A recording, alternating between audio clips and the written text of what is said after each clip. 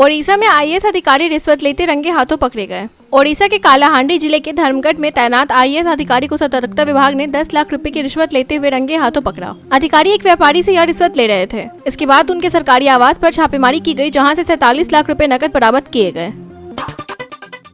America दौरे के बाद बोले शशि थरूर, दुनिया ने जान लिया सच। शशि थरूर के नेतृत्व में सर्वदलीय संसदीय प्रतिनिधिमंडल ने अमेरिका दौरा समाप्त किया। उन्होंने कहा, जो हमसे बन पड़ा यह वतन हमने किया, अब दुनिया ने सच जान लिया है। यह दौरा ऑपरेशन सिंदूर के बाद भारत की कूटनीतिक पहल का हिस्सा था, जिसमें प्रतिनिधिमंडल ने अमेरिका के शीर्ष नेताओं से मुलाकात कर पाकिस्तान प्रायोजित आतंकवाद के खिलाफ भारत की मजबूती से बात रखी।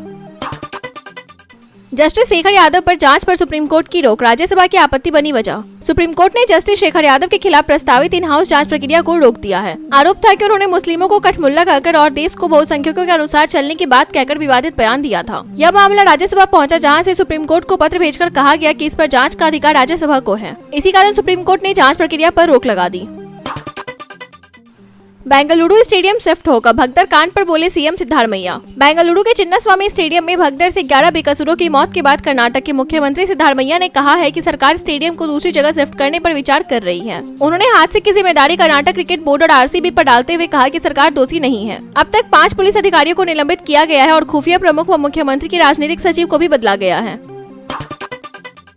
पाकिस्तान के लिए जासूसी, यूट्यूबर ज्योति मल्होत्रा की न्यायिक हिरासत 23 जून तक बढ़ी। पाकिस्तान के लिए जासूसी के आरोप में गिरफ्तार यूट्यूबर ज्योति मल्होत्रा को राहत नहीं मिली है। हिसार कोर्ट ने सोमवार को उनकी न्यायिक हिरासत 23 जून तक बढ़ा दी है। यह दूसरी बार है जब उसकी हिरासत बढ़ाई गई है। पुलिस के अनुसार ज्योति नवंबर 2023 से पाक उच्चायोग के कर्मचारी एहसान उर रहीम उर्फ दानिश के संपर्क में थी, जिसे 13 मई को भारत से निष्कासित किया गया। कांवड़ यात्रा में महाकुंभ जैसी सुरक्षा, एआई कैमरों से होगी निगरानी। इस बार कांवड़ यात्रा की सुरक्षा और निगरानी महाकुंभ की तर्ज पर होगी। मेरठ जोन में एआई कैमरों और फेशियल रिकॉग्निशन सिस्टम आधारित तकनीक से भीड़ पर नजर रखी जाएगी। आईआईटी कानपुर के विशेषज्ञों द्वारा विकसित एल्गोरिदम से क्षेत्र में मौजूद श्रद्धालुओं की संख्या का सटीक आंकलन होगा। किसी भी अव्यवस्था पर तुरंत कंटीजेंसी प्लान लागू किया जाएगा। संबंधित कंपनी से बातचीत हो चुकी है और जल्द ही पुलिस को डेमो दिया जाएगा। माफिया सुधीर सिंह की तलाश तेज, गोरखपुर से लखनऊ तक पुलिस की छापेमारी। गोरखपुर के खजनी में जानलेवा हमले के बाद फरार माफिया सुधीर सिंह की तलाश में पुलिस ने गोरखपुर से लखनऊ तक छापेमारी तेज कर दी है। फरारी के बावजूद सुधीर की पुलिस अभिरक्षा वाली फेसबुक पोस्ट सामने आने से जांच और गंभीर हो गई है। पुलिस को शक है कि उसके समर्थक सोशल मीडिया के जरिए भ्रम फैला रहे हैं। सर्विलांस टीम फेसबुक पोस्ट की लोकेशन और ऑपरेटर की पहचान में जुटी है। वहीं सुधीर के करीबियों और रिश्तेदारों से पूछताछ जारी है।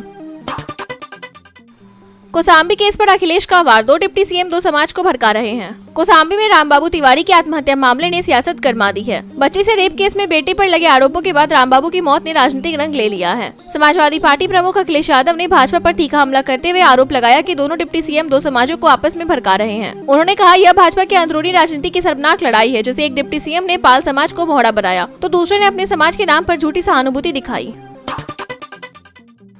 दिल्ली एयरपोर्ट पर अफ्रीकी यात्री के पेट से निकली 8 करोड़ की कोकीन। दिल्ली एयरपोर्ट पर कस्टम विभाग ने ड्रग्स तस्करी के आरोप में एक अफ्रीकी युवक को पकड़ा, जो पेट में कोकीन से भरे 39 कैप्सूल लेकर आया था। कुल 578 ग्राम कोकीन बरामद हुई, जिसकी अंतर्राष्ट्रीय बाजार में कीमत करीब 8.67 करोड़ रुपए है। आरोपी अदीस अबाबा से आईजीआई एयरपोर्ट पहुंचा था और संदिग्ध हरकतों के चलते पकड़ा गया।